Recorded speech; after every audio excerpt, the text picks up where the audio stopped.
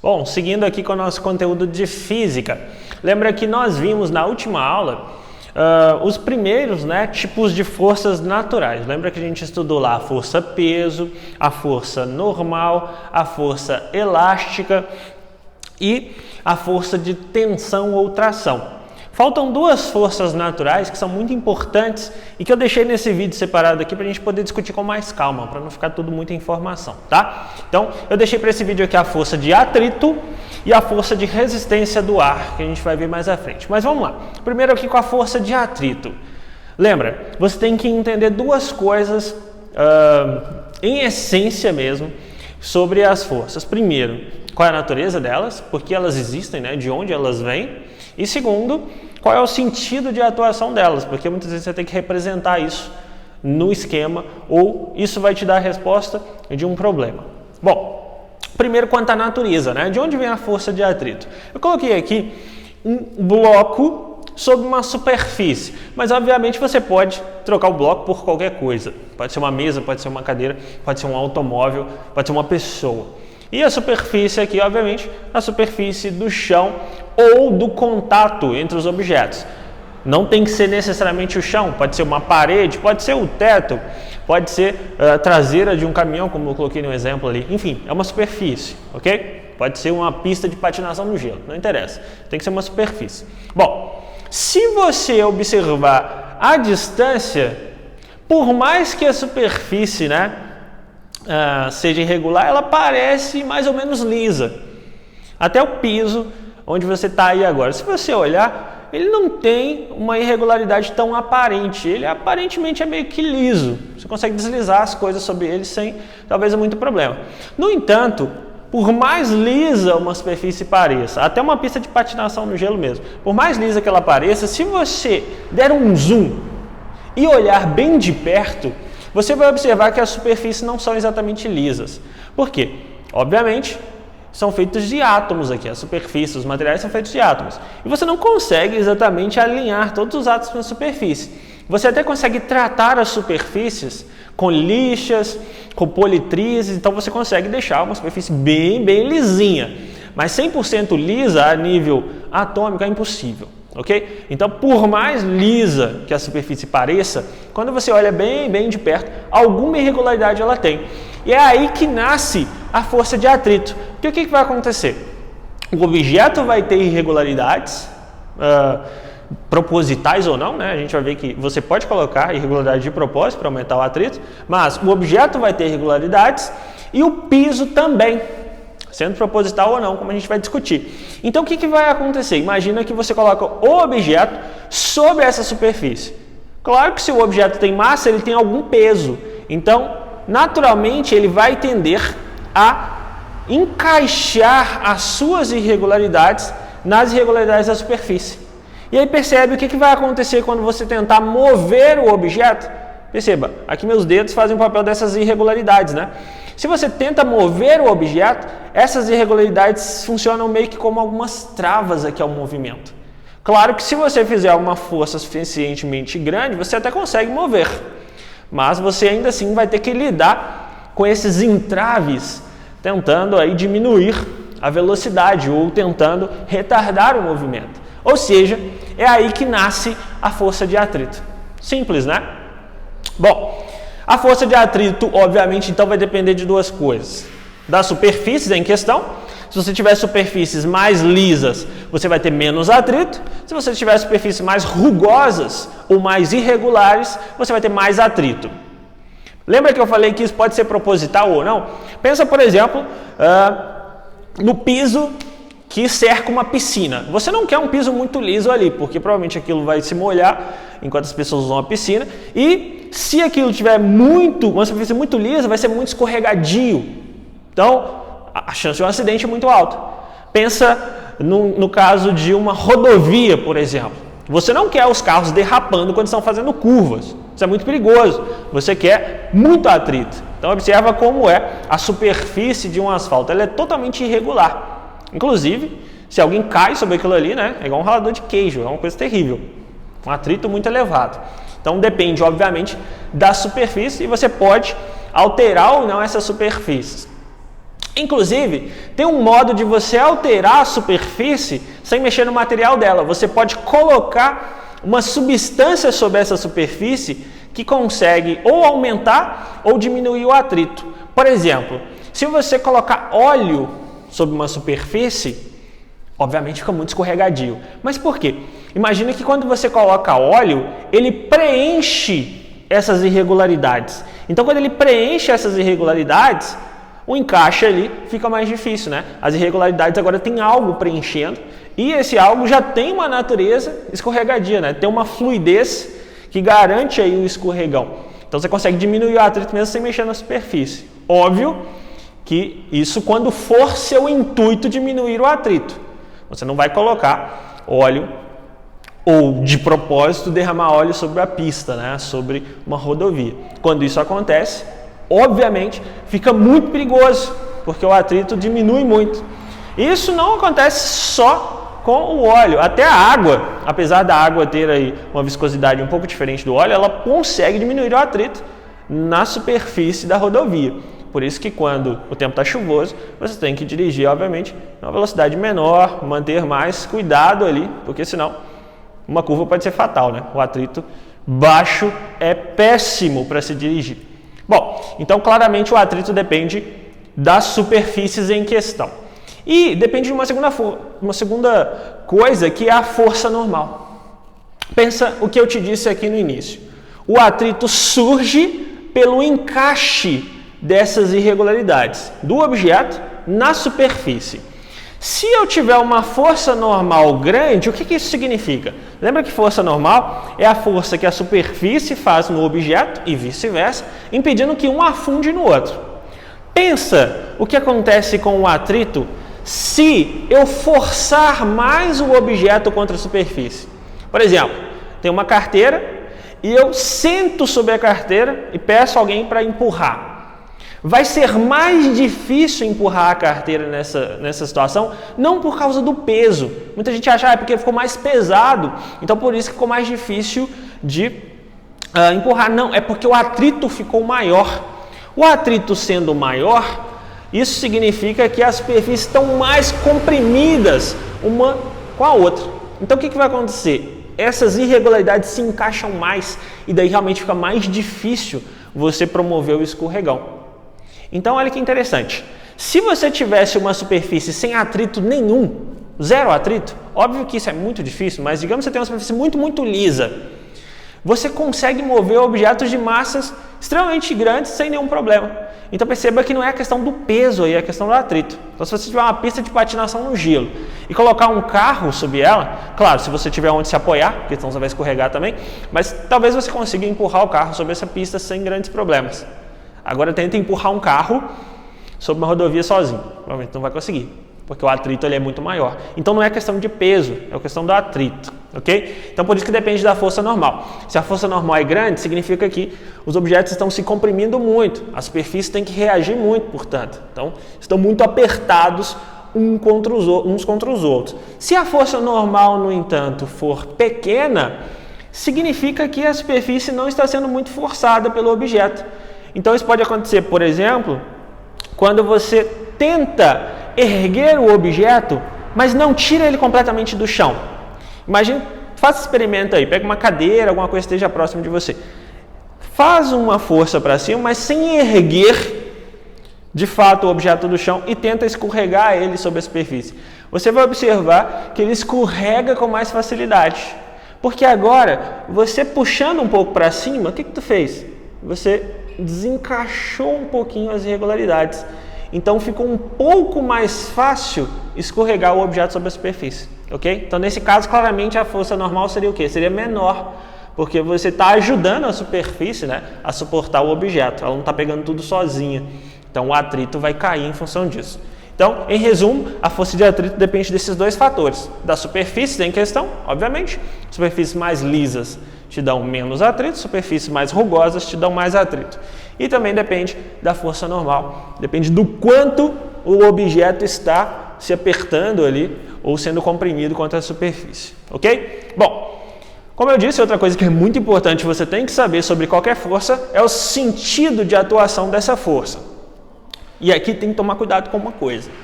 Muita gente acha assim, não, o atrito é sempre contrário ao movimento. Se o movimento é para frente, o atrito é para trás. Se o movimento é para cima, o atrito é para baixo. Não é bem assim, ok? O atrito, na verdade, ele é oposto à tendência do escorregamento. O que eu quero dizer com isso? Se o objeto tende a escorregar para um lado, a força de atrito é para o outro lado. Mas perceba que você pode ter movimento para um lado e o objeto tender a escorregar para esse mesmo lado, como eu vou citar um exemplo ali daqui a pouco. Então, atrito é sempre oposto ao movimento? Não, tirei isso da cabeça. O atrito é oposto à tendência de escorregamento, que pode ou não ter o mesmo sentido do movimento, ok? Então eu coloquei aqui 2 exemplos para ficar mais claro. Imagina um carro ou uma caminhonete, alguma coisa assim, subindo, né, um certo morro, então isso tem velocidade para cá, e tem um caixote, uma geladeira, qualquer coisa aqui em cima que não está presa. Ou seja, ela só depende do atrito com a carroceria para não cair. Claro, também supondo aqui que a inclinação não é muito alta, para o peso também não derrubar isso, mas supondo que ela não vá tombar e só possa escorregar. Pensa comigo, qual é a tendência de escorregão para esse caixote? Se ele for escorregar com isso aqui subindo, ele vai escorregar para onde? Para cima ou para baixo? Não precisa pensar muito, a tendência disso aqui é escorregar para baixo. Então, se a tendência disso aqui é escorregar para baixo, por que não está escorregando? Porque algo está impedindo. O que seria esse algo? A força de atrito. Para onde apontaria a força de atrito aqui nesse caso, então? Para cá, para cima. Então, a força de atrito FAT, nesse caso, seria aqui, ó, paralela à superfície e apontaria nessa diagonal para cima. Faz sentido, né? Por quê? Se o objeto tende a escorregar para cá, a força de atrito vai ser para lá. Percebe uma coisa, no entanto. Imagina agora o carro em linha reta, acelerado, está com uma velocidade elevada e do nada ele freia. Se ele freia, lembra da inércia. Tudo que está em cima dele e está em movimento vai tender a continuar em movimento. Então imagina, ele está acelerado, tem aqui um caixote em cima, só que ele freia. Qual que é a tendência do caixote no sentido de escorregar? A tendência dele é escorregar para frente agora, porque ele já estava se movendo para frente e ele tem inércia, lembra disso? Então, quando ele tende a escorregar para frente, o atrito vai ser para onde agora? Agora vai ser para trás. Mas percebe uma coisa, o movimento tende a ser para um lado e o atrito para o outro, mas não é por causa da natureza do movimento em si, é por causa da tendência de escorregão. Então, se tende a escorregar para um lado, o atrito é para o outro. Simples assim. Coloquei um outro exemplo aqui que é bem importante para a gente, que é o que nos permite andar. Perceba, nós só conseguimos andar por causa do atrito. Sem atrito você não anda. Tenta, por exemplo, né, andar de boas, tranquilo, sobre uma superfície cheia de sabão e água. Bom, é bem problemático isso aí. Por quê? O sabão junto com a água vão reduzir o atrito com a superfície, pelo aquele mesmo mecanismo que eu expliquei ali pelo óleo, né? Isso preenche as irregularidades e pela natureza dessa substância você já tem um deslizamento mais favorável. Andar sobre essa superfície é péssimo. Escorregar no tobogã é delícia, mas andar, péssimo. Você não consegue andar nessa superfície muito bem. Por quê? Porque para andar, lembra que eu expliquei isso? Quando eu expliquei ação e reação. Para andar, você tem que empurrar com seus pés o chão para trás. Só que o chão reage sob seu pé e te empurra de volta para frente. Só que perceba, para o chão conseguir empurrar seu pé de volta para frente, ele tem que conseguir fazer força sobre seu pé. Que força é essa que o chão faz sobre seu pé? Neste sentido do movimento, é a força de atrito. Ok? Então, sem atrito você não conseguiria andar, porque você vai tentar empurrar o chão para trás, se você estiver andando para frente, claro, você vai tentar empurrar o chão para trás, mas se não tiver atrito, o chão não vai conseguir responder, e você vai cair simplesmente. Você vai passar o pé, não vai achar atrito, vai cair de cara no chão ou vai ficar dançando ali, alguma coisa vai acontecer. Bom, o mesmo acontece quando um carro tenta se mover sobre uma rodovia, sobre uma rua. Se não tiver atrito, o carro não consegue sair do lugar. Por isso que a superfície que entra em contato com a rodovia é muito importante. Qual a superfície do carro entra em contato com a superfície? O pneu. Se o pneu não tiver muito rugoso, se ele não tiver aquelas ranhuras que ele tem quando está mais novinho, isso se torna muito perigoso. Porque se ele estiver muito liso, o que vai acontecer? Quando o cara tentar arrancar o carro, ele vai tentar buscar atrito na rodovia, mas como o pneu está muito liso, ele não vai achar atrito. Então isso pode ser muito perigoso, por quê? Duas possibilidades. Numa situação em que ele tenha que arrancar o carro para se livrar, né, de um obstáculo ou ultrapassar alguma coisa, ele pode não achar tração e o pneu começar a rodar, é o que a gente chama de cantar pneu, né? Não sei se você já viu um cara fazendo isso de propósito. O pneu roda no chão, mas o carro não sai do lugar. Por quê? Ele não achou atrito suficiente para que isso aconteça. Segunda possibilidade, quando ele estiver fazendo uma curva, e para fazer a curva, o atrito precisa manter ali o carro dentro da trajetória. Se não tiver atrito suficiente, o que vai acontecer? Um acidente. O carro vai derrapar e pode capotar em função disso. Então, o atrito é muito importante no caso dos movimentos. É uma questão de segurança até. Então, só para voltar aqui no exemplo que eu coloquei, ó, se você estiver andando sobre uma superfície, você empurra essa superfície para trás e essa superfície devolve, por ação e reação, terceira lei de Newton, essa força sobre você. Nesse caso, qual a natureza dessa força? Força de atrito.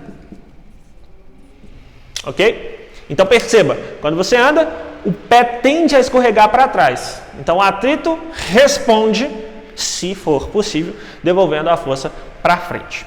Ok? Bom, então entendemos aqui qual é o sentido da força de atrito. Nada de falar que o atrito é sempre contrário ao movimento. Não é.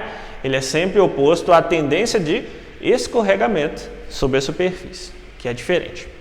Beleza. Bom, voltando aqui, ainda nas características da força de atrito, a gente pode ter duas naturezas para o atrito. Ele pode ser estático ou cinético. E é muito simples. O atrito estático é quando o objeto não... Até escrevi errado aqui, ó. O objeto não escorrega sobre a superfície. O atrito dinâmico é quando o objeto escorrega sobre a superfície. O que isso quer dizer? Quando o objeto não escorrega, significa que eu não consegui desvencilhar superfícies e não consegui tirar o objeto do repouso. Perceba que eu não consegui tirar o objeto do repouso exatamente porque o atrito não deixou. Se ele não deixou isso ocorrer, ele obviamente é estático. Estático lembra a estátua parado. Então, quando o objeto não está saindo do lugar, pode ainda assim existir atrito, só que esse atrito a gente diz que é estático, ok? Faz sentido. O atrito que não permite o movimento é o atrito estático. É um atrito que a gente vai ver, inclusive, que é mais poderoso, né? Ele consegue ter valores maiores que o atrito cinético. Bom, em contrapartida, o atrito dinâmico é aquele que existe quando o objeto escorrega sobre a superfície. Muito simples. Esse atrito existe quando o objeto já entrou em movimento, mas ele continua agindo. É bem simples você perceber a ação do atrito dinâmico. Empurra um objeto qualquer sobre uma superfície.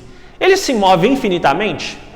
Ele continua se movendo para frente, independentemente do tempo? Claro que não. Você até pode fazer o objeto deslizar um pouco, mas uma hora ele para, se a superfície for plana. Ah, e se for uma pista de patinação no gelo? Eu empurro o objeto e ele se move infinitamente? Não, ele pode até se mover mais do que se moveria sobre uma superfície menos lisa, mas ainda assim, em algum momento esse objeto vai parar. Mas por que esse objeto vai parar? Simples, porque tem uma força oposta ao movimento, reduzindo a velocidade dele. Que força seria essa? Obviamente a força de atrito. Então, no entanto, essa força aqui tem caráter dinâmico, porque ela permite o movimento, mas perceba que ela vai dando uma travadinha no movimento. Então imagina tem um monte de gente na sua frente e você entra correndo ali. Essas pessoas tentam te agarrar. Você pode até passar por várias delas, mas em algum momento você vai perder energia e não vai conseguir atravessar toda essa multidão. A mesma coisa acontece aqui. Você até pode vencer o atrito estático, né, no início e dar sequência para o movimento. Mas esse atrito dinâmico, chatinho, vai continuar ali atrás no movimento. Então, em algum momento, esse objeto vai ter passado por tantas irregularidades que ele vai perder energia suficiente para parar. Então, nesse caso, a gente diz que o atrito é dinâmico. Então, bem simples. Atrito estático atua quando o objeto não escorrega, daí o nome estático. Estático, estátua, lembra isso? Parado. Então, quando o objeto não saiu do lugar. E dinâmico, quando o objeto escorrega sobre a superfície. Ok? Agora, tome muito cuidado com uma coisa. Quando eu digo aqui que o objeto não escorrega, não quer dizer que o objeto, por exemplo, não possa estar se movendo no geral. Já explico. Imagina essa situação aqui, quando você anda sobre uma superfície. Perceba que aqui você, como um todo, está se movendo, mas o seu pé, quando está em contato com o chão, não se move. Então, quando eu digo que o objeto não escorrega, é em relação à superfície, mas o objeto pode estar se movendo ainda assim. Então, quando você anda, o atrito é estático, não é cinético. Por quê? Você não anda escorregando no chão. Isso não, a gente não chama isso de andar. Pode ser qualquer outra coisa, mas isso não é andar. Ninguém anda, né? Pelo menos se estiver limpando o chão no chão, talvez, ou limpando o pé no chão, pode ser assim, mas ninguém anda deslizando por aí. A mesma coisa quando um carro se move sobre uma rodovia. A roda não escorrega no chão. Seria péssimo se a roda andasse escorregando no chão. O pneu ia durar nada. Imagina, se o carro andasse derrapando por aí. Perceba que não. Ali o atrito também é estático. Então, o atrito ser estático não significa necessariamente que o objeto esteja parado. Significa apenas que o objeto não escorrega sobre a superfície. Estar parado é uma coisa, não escorregar é outra, tá? Então, toma cuidado com isso, porque os exercícios às vezes são maldosos. Bom, para concluir aqui a diferença de atrito estático e atrito dinâmico, é fácil perceber que o atrito estático, em geral, ele pode ser maior que o atrito dinâmico ou cinético. Pelo seguinte, pensa comigo, quando o atrito é estático, não há escorregão entre as superfícies e, portanto, é mais fácil que as irregularidades se encaixem. Elas conseguem se encaixar melhor quando o objeto não está escorregando sobre a superfície. Agora pensa no atrito dinâmico ou cinético, que é a mesma coisa. Não dá tempo de as superfícies se encaixarem perfeitamente quando o objeto está se movendo, porque ele estava aqui, ele já tem que desencaixar aqui e encaixar à frente, né?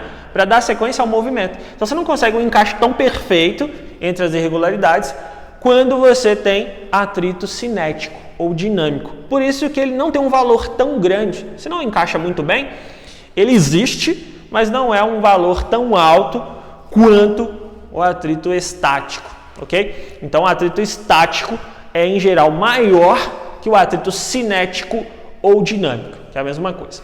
Beleza, entendido aí a força de atrito e sua natureza, a gente pode ver uma força que a gente fala muito, mas pouco estuda, né? Então agora a gente vai poder estudar essa força também, que é a força de resistência do ar, que a gente representa ali por FR. A gente fala muito nessa força, né? Muitas vezes o exercício fala despreze resistência do ar, não sei o quê. Mas o que é essa força? Bom, o nome já diz bastante coisa. É uma força que tem natureza parecida com o atrito, ou seja, é uma força dissipativa que tende a tirar energia dos movimentos, e ela tem origem no atrito com o ar, porque obviamente o ar é feito de moléculas e essas moléculas conseguem resistir a algo que as atravessa. Pensa na água, por exemplo, fica até mais fácil você entender. A gente também tem atrito ou resistência na água. Quando você pula numa piscina e vem do ar e entra na água, você sente o impacto. Dependendo do jeito que você entra na piscina, pode até doer bastante. Por quê? Porque você saiu de um meio em que é fácil, né, você penetrar, e entrou num meio que já tem uma densidade mais elevada, tem mais moléculas ali por volume, então já sente mais resistência. Mas mesmo o ar tendo uma densidade baixa, ele consegue sim fornecer resistência significativa dependendo do objeto que está trafegando ali. Bom, então eu coloquei um exemplo clássico aqui, né, que é um carinha descendo de paraquedas. Por que ele não desce acelerado simplesmente pela gravidade que nem um louco? Por que ele não morre ao descer de paraquedas? Porque tem uma força que atua no paraquedas que atenua a aceleração da gravidade, que atenua essa queda. Que força é essa? É a força de resistência do ar. Bom, essa força depende de duas coisas. Ela depende da forma do objeto e também da velocidade com que esse objeto se move.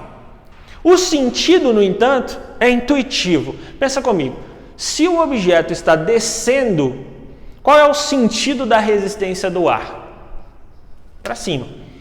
Perceba que a resistência do ar é sempre oposta ao sentido do movimento. Então aqui você não tem que discutir muita coisa ao contrário do atrito, não. A resistência do ar é sempre oposta ao sentido do movimento. Se o movimento for para um lado, a resistência do ar é para o outro lado. Então, com o objeto descendo por causa da força-peso, né? Vale lembrar que a força-peso, obviamente, nunca vai deixar de atuar. A força-peso tende a trazê-lo para baixo, mas a força de resistência do ar atuando aqui nele e mais acentuadamente no paraquedas, tende a balancear esse movimento e atenuar esse movimento. Como eu estava dizendo, ela depende da forma do objeto. Repara que ninguém faz um paraquedas pequenininho, desse tamanhozinho aqui. Pelo menos se for um paraquedas para um humano, ninguém vai fazer desse tamanho. Pode ser uma formiga, talvez, mas não para um humano. Por quê? Porque a forma do objeto afeta a área de contato que ele vai ter com o ar. Então pensa comigo, se eu tiver um objeto que tem uma forma muito aerodinâmica, isso significa que ele não tem uma superfície muito grande para entrar em contato com o ar consegue desviar dele com muita facilidade.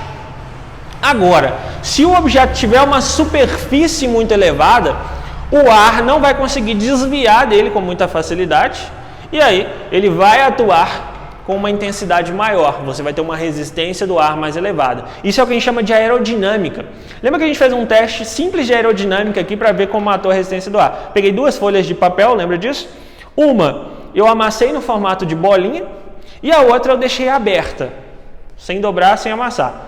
Quando você solta as duas, claramente a que eu amassei chega ao chão primeiro, a outra tem um movimento mais suave de queda. Por quê? Porque a massa delas é diferente, uma é mais pesada que a outra? Não, é a mesma folha de papel, uma eu só amassei, a outra eu deixei aberta. O que mudou então de uma para a outra?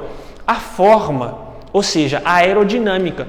A bolinha amassada é mais aerodinâmica, ou seja, ela consegue ser contornada pelo ar com muita facilidade. Então o ar não consegue agir com tanta eficiência sobre ela. Então ela vai ter pouca resistência do ar, influenciando no movimento. Agora, a folha aberta, ela tem uma aerodinâmica muito ruim, ou seja, a área de contato que ela fornece para o ar é muito elevada. Então, o ar consegue atuar em muitos pontos ao mesmo tempo, e mesmo sendo uma coisa pouco densa, se ele atua em muitos pontos ao mesmo tempo, claro, tu vai ter uma força, no fim das contas, elevada. Então, por isso que você faz um paraquedas, obviamente, muito grande, quando você quer atenuar a queda de alguém ou de algum objeto. Perfeito? Se você quiser testar isso de outra maneira, também é muito simples. Quando você estiver saindo de automóvel, alguma coisa, e atingir velocidades significativas, você coloca a mão para fora. Claro, não vai colocar o braço inteiro, só a mão. Isso basta. Se você fechar a mão, você vai sentir uma certa resistência do ar. Se você abrir a mão em formato de conchinha, você vai sentir muito mais resistência. E talvez sua mão seja até projetada no sentido contrário ao movimento do carro, porque agora sua mão é muito ruim de aerodinâmica. Ela está prendendo muito ar aqui, então o ar consegue agir com muita intensidade sobre ela. Com a mão fechada, ela é mais aerodinâmica, ok? Isso nos leva à segunda alteração que a força e resistência do ar pode ter, que é em função da velocidade. Pensa nesse mesmo experimento que eu citei agora, né? Você com a mão para fora aí do automóvel.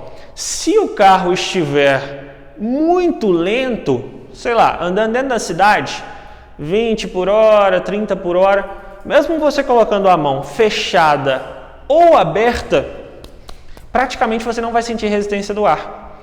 Por quê? A resistência do ar depende da velocidade do ar ou da velocidade do objeto que se move ali naquele meio.